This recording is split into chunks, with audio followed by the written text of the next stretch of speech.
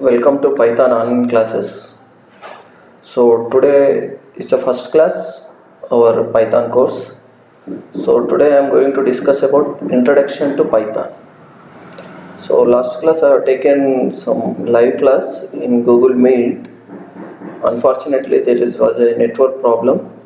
So I decided to create a videos and so that you can listen class in video, and if you have any doubts in this lecture, then we'll meet in next Google Meet session so that there we can discuss our doubts. So first we'll go with slide by slide. So in this session you are going to learn introduction to Python and who invented the Python, what are the features of the Python, and where we can use this Python programming language, that means applications of Python. And thereafter we are going to see one sample program using Python and we'll conclude the session. So first let's see the overview of this class. So overview of this class, first we will have Python is a very easy programming language, because anyone can learn the Python programming language because syntax is very simple, and school students also can learn Python programming language. From 3rd class, 4th class students also can learn the Python programming, and you can also learn Python because syntax is very simple. And nowadays Python is highly recommended preferable language. Why is highly recommended preferable language? Because Python general purpose is a high level programming language. High level programming language in the sense we can write the code in the human understandable programming language system. So basically computer can understand only binary language where we have a zeros and ones, but we'll write the source code using Python in a human readable language. That means we can use the English language, and each and every programming language will have some grammar rules. So some syntactical rules and regulations, we need to follow those rules and regulations, and based on that we can write the syntax. So that's where you can learn very easily, and it's a highly recommended. And what are the general purpose of the Python programming language? To develop data science applications and machine learning applications, web application, desktop applications, and any type of application, robotics, small projects, IoT, Internet of Things. So we'll see in detail about these general purposes in further slides. So first, history of Python. So who invented this Python programming language? The person where you can see in this slide is a Guido van Rossum. He is from Netherlands. He can known as a father of Python programming language. He started research on this Python programming language from 1989, and official date of birth is Python programming language is 20th February 1991. And why he has named it as a Python? He is a very fond of some TV shows, and one of his favorite popular TV show on BBC is that Monty Python Circus. So from the TV shows he found the Python character is very interesting, and there he created the Python programming language. The new programming language he named as a Python. And whenever Python is invented, and most of the scientists had a question with this Guido van Rossum, stating that we have so many programming languages in computer science like C, C++, ABC, etc., etc. But why have created this new programming language? He said that my programming language has some additional features than existing programming language. So that's where I have created this Python programming language. And we'll see what are the additional features it contains and how it's differ from existing programming languages in further slides. Next. So whenever he created a new programming language, he has borrowed some syntax from the existing programming languages. So what are the different programming languages? He has taken some help. So communication with other languages. The first language is programming language. He has taken functional programming from the C programming language, and he has taken object oriented programming from C++ language, and he has taken some scripting language features from Perl and Shell script. and he has taken modular programming using the modular 3, and most of the syntax is borrowed from the C and ABC. Now you may get four doubts. What is functional programming language, and what is object oriented programming language, and what is scripting language, and what is modular programming language? So functional programming language, everything is written in format of the functions. So this programming language is run in step-by-step procedural manner. So each and every syntax will be executed step-by-step procedural manner. And object-oriented programming language will write all the functions inside the class. So whenever I want to communicate with multiple classes, then we need to create objects. Everything will be viewed as an object, real-time object. So that we can call it as an object-oriented programming language. Here one simple example is that C++ is known as an object-oriented programming language. And scripting language. So scripting language in the sense we will write some script. That script can be embedded into some web application or some other programming language, that we can call it as a scripting programming language. So that we can have a parallel shell script. And modular programming language is some modules. We will create some modules, and those modules, the example of modules he has taken from the modular 3. We will see what is modules in our upcoming course. And this entire syntax, most of the syntaxes are borrowed from the C and the ABC language. Now you can understand Python can support the functional programming, and Python can support the object-oriented programming, and Python can support the modular, and Python can be embedded into scripting language also. So these are the things, because he has borrowed from some other language, all the features will be at one place. So that's where communication with other programming language and Python becoming very powerful language. And we'll go to the next slide. So what are the applications we'll create where we can use the Python programming language? So Python programming languages can be useful in following applications: desktop applications, web applications, database application, networking application, games, data analysis, machine learning, artificial intelligence, and Internet of Things. So we'll see one by one what are these different applications, how they are useful in computer science era. So first, what is desktop application? So desktop application, which can be application installed in our machine on desktop, and we can use that application whenever we require. So for example, I have a Microsoft Office. So Microsoft Office is one of the desktop application. So what I will do, I will download that exe file and I will install into my system. And after installing the system, I can use that application whenever I require, either it's offline or online. So that we can call it as a desktop application. And web application, the application which can run in using the browser. So that we can call it as a web application. So that application we can use in the websites only. For example, you have a youtube.com. So YouTube we can use using the browser. And nowadays we can access the YouTube using the apps also in Android application. So whenever you are working with the system, you can access the YouTube only with the web application. So browser, in browser only you need to type youtube.co.in or youtube.com, and there you can search any video and you can use. So that application we can call it as a web application. Or else you have a enadu.net. So if you want to view Enadu newspaper in browser on internet, then you need to use a URL enadu.net. So after entering that URL, the entire Enadu paper will come and you can navigate to different links which are available in the Enadu newspaper. So that we can call it as a web application. So difference between desktop application and web application: desktop application you can use with online or offline also, but web application you can use only with browser. And web applications can be accessible any device, like mobile phones or like your PCs and any gadget, but desktop application you can use on desktop only. And now coming to the database application.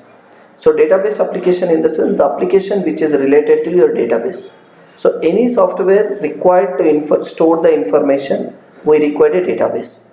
So in the database we can store the information and we can update the information, we can retrieve the information whenever we require. To work with database application also we can use a Python programming language. And we have a networking application. So what is this networking application? So networking application is related to network. So that means configuration of communicating with one system to another system, or we are sending mail from your Python programming language, accessing internet through Python programming language, that we can call it as a networking application. And here we have some game application. So game application is nothing but we can create different types of games by using Python. So your seniors designed multiple games after learning the Python codes. And data analysis, machine learning, artificial intelligence, IoT. What is your data analysis? We need to analyze the data based on the past history, and we need to predict the future of that particular field, that we can call it as the data analysis. So analyzation of the data, and we will see what is the past of that respective data and what is the present and what is the future. So for example, this thing we can useful in stock market application. So where we have a different type of shares. So each and every company has some share value. So what is the share value of that respective company last month, and what is the share value of the respective company today, and what will be the share value tomorrow? That is a prediction. That will be required a huge amount of data. We need to analyze the entire data and we need to predict something. So that we can call it as a data analytics. And we have a machine learning. Machine learning is the sense we need to train the machine to do the particular task. So that we can call it as a machine learning. So we need to teach the machine, and machine can learn based on our training, and based on that training the machine will act, the machine will give that particular results. And artificial intelligence will be useful in the robotic related program, and we have a neural networks and etc features, and that programs also we can write by using our Python programming language. And we have a IoT things, Internet of Things. So whatever things we have in our home appliances or in our home, so all the things we can communicate with the internet, we can communicate with any mobile device, so that we can call it as a IoT. So that means we can switch off the light and we can switch on the light by using some programming, some mobile application, and we can switch on the TV and we can switch off the TV by using the TV. So any home appliances can be turn on and turn off from anywhere by using our technology, that we can call it as the Internet of Things, that IoT applications. Clear? So now we see the companies are using the Python programming language. So there are multiple companies are there. Some of the companies here listed. So Google is using Python, and YouTube is using Python, Dropbox, NASA, NSC, Microsoft, IBM, Yahoo. So how these companies are using the Python? So Google is using the Python for the search engine or web application, and YouTube is using to give the search links and store the data of past data of user, and Dropbox is using as a networking application, file sharing from one system to another system, and NASA is using the scientific application as a Python, and NSC is using the share market trading application, and NSC, and Microsoft using this Python programming language for their particular purpose, IBM and Yahoo. These are the different companies where we are using the Python programming language. So Microsoft using for the desktop applications, and IBM also using for the desktop application, and Yahoo is using for the messenger and mail application and web etc. So now what are the features of the Python? So there are a number of features are there. The first feature is that simple and easy to learn. So Python is a very simple programming language and anyone can learn very easily, because lengthy code can be replaced with a few lines of code.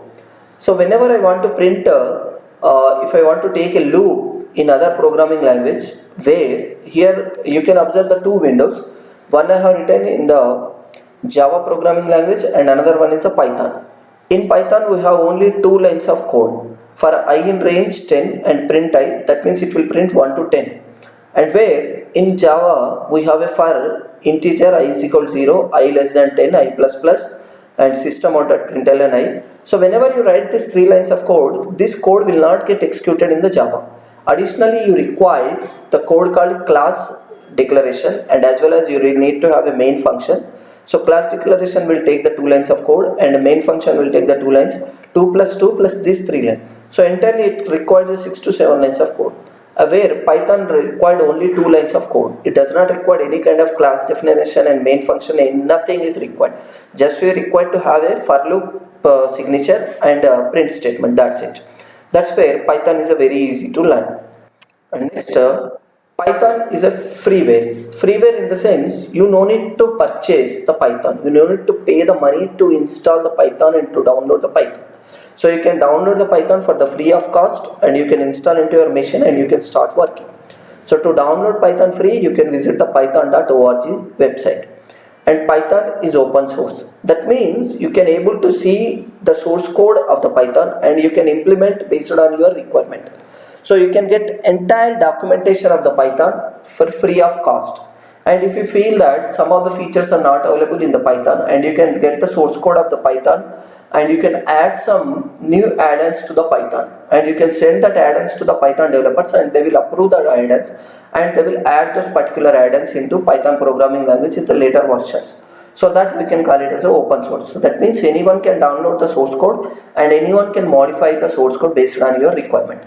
And Python is a high level programming language. As I said earlier itself, it's a human understandable programming language.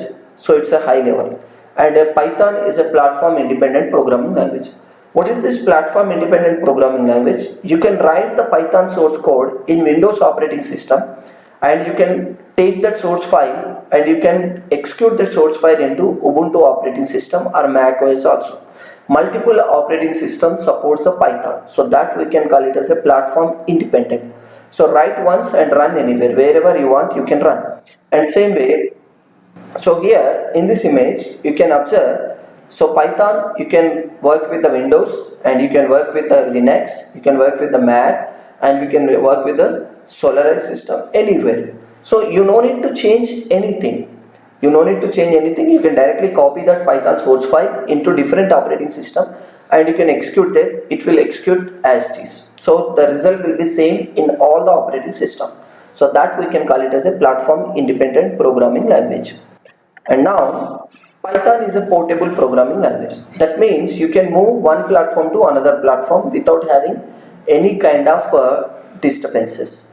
So without having any changes in your source code, you can move into Windows to Mac OS directly and you can migrate one machine to another machine.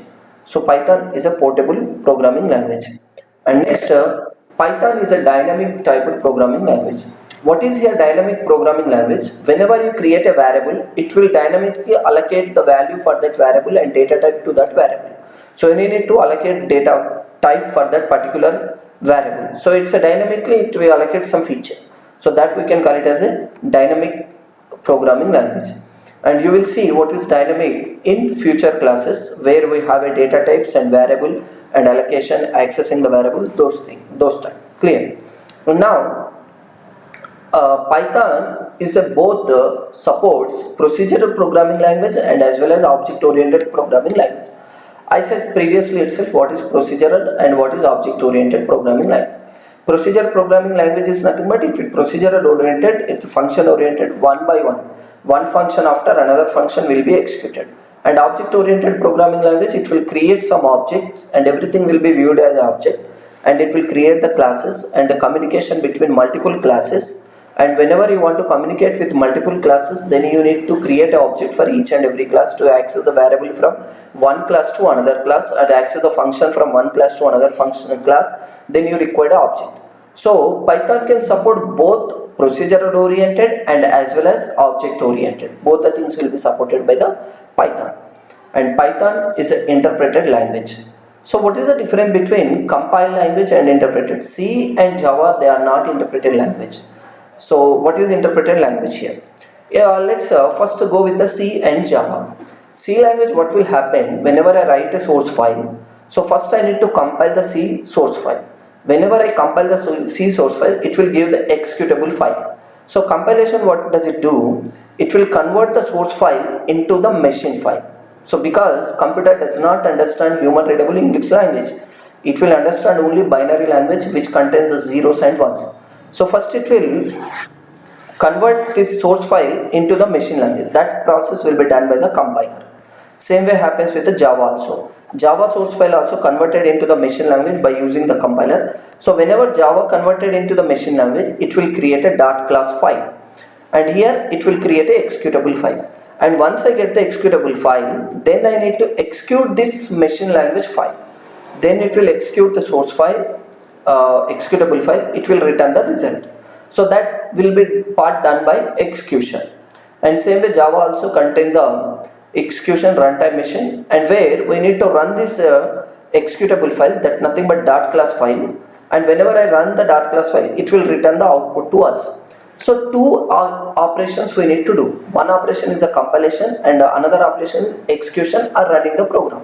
But in Python, it does not require two operations. It required only one operation because it's an interpreted language. It will do automatically compilation. Internally, Python interpreter will take care of both the things. So compilation and run, both the things will be done by one time. So internally it will do. So that's why Python is known as a interpreted language. Now, Python is extensible. Python is extensible in the sense, whenever you are writing some source lines using Python programming language, and you require some functions and some source code from the Java, then you can directly add Java code into the Python programming language. So that we can call it as a Python is extensible. So that means we can add some other programming language source file, source code into our Python. So that's a Python extensible. And where Python is embedded, that means in some other programming language you can add Python program also. So vice versa, whenever you are adding some other programming language into Python, then it's extensible. And whenever you are using Python into some other programming language, that's embedded. Python is compatible to work with other programming languages also. So that we can call it as an embedded programming language. So another feature of the Python programming language, the Python contains a huge library. So ready-made functionalities are available in the Python library. There you can import those modules into your Python programming language, and you can use that ready-made functionalities of Python programming language. You can see what are the modules are there, what are the functions are there in future classes. So ready-made functions are there.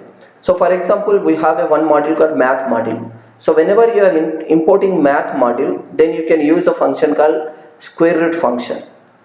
So that's one of the functions from the math module, and you have a power function from the math module. So n number of functions are there.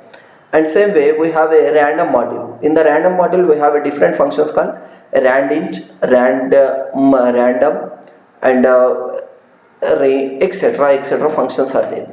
So these things will be considered into the some modules. In future we are going to learn about different modules and different functions. And now, what are the different interfaces are there in the Python? So far we have seen the features, and now what are the different interfaces? So ideally is interface where we can use for the cross platform. That means we can use any platform, either Ubuntu, Windows or Mac OS, any platform. So that we can call it as a IDLE. IDLE stands for Integrated Development Environment. IDLE stands for Integrated Development Environment. And we have another interface called Python Win, which can be useful for only Windows interface. So that we can call it as a Python Win. And we can have a Python shell. So Python shell is useful to run the Python commands using the command prompt or command line. I will show you what is Python shell and what is Python IDLE in this session only. And we have you can use access, you can idle, and you can check. I will see. So I will show you the IDLE and in the shell, Python shell also. And next, so this is the example of IDLE. We'll see live example. And this is a simple example program. So there I have a simple example called print hello world. So print hello world means it will print the hello world. So we'll see the program also. And more than just printing, it's a object oriented, and it will give some errors, and it will take the strings, objects, methods and everything from our Python. So this is about the first session. And now what we have learned the history of the Python, features, applications of the Python and features of the Python. So history is Guido van Rossum is invented the Python in 1991 February 20. Based on the one show, he has chosen the Python name Monty Python Circus. From that he has taken the reality series, comedy series. He has taken that name as a Python, and thereafter applications we have a desktop application, mobile application, network application, database application, machine learning, data science, artificial intelligence, IoT, so on, different application. And where we are using the Python programming language, we are using the Python program, different companies are using, for example Google, YouTube, IBM, Microsoft, etc. And some features are there, Python features. Some features of the Python is that it's a simple programming language, platform independent, portable programming language, it's a embedded programming language, extensible, and etc. Some other features we have seen. So now we'll see what is Python ideally and what is Python shell. So I will open my Python here, search ideally. So this is I have installed in my machine, and so it takes time. So this is our Python shell. So you can observe here Python shell where we can write Python commands. So I will write simple command here, print, and say hello world. So whenever I type this command, hit enter button, it will print hello world. Or else if I say print 2 plus 3, some mathematical operation, say print 2 plus 3, it will print 2 plus 3, 5 also. So this is what we can run the commands using the Python shell. Or if you want to use Python editor ideally, then you can take the new file where you can save this file, and I am saving this file. So whenever you are writing the Python source code, all the Python files will be saved by using the Python extension called .py. So I am saving file as a first file .py. So .py extension is very important. So whenever you add this .py, then it will known as a Python file. I say save. So once I save, I will go to the desktop and check whether the file is created or not. So here I have a first file. So with extension .py, and now I will write some syntax here. So I say print hello world, and I say print 2 plus 3 and print 4 into 5. These are the three statements I have. Print 4 into 5. Three statements are there. And what I will do, I will save this file. Save. So once I have written the simple program using the Python, what should I need to do? I need to run this file. So run module. So once I run this file, I will get hello world 5 and 20. So this is our output.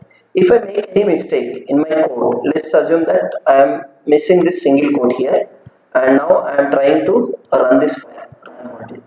So must be saved. I will save. Okay. So here it is giving some error. EOL while scanning the string literal. So some error, some mistake you have done. Then I need to rectify that mistake. That means I need to debug that error. So I save. So again I will say save, and I say run. So this is where I am getting the output. So that's all for the first session. If you have any doubts in this session, then you can contact me in the Google Meet class, or else LMS, or else through WhatsApp. That's all for today. Have a nice day. See you soon. Bye. Thank you.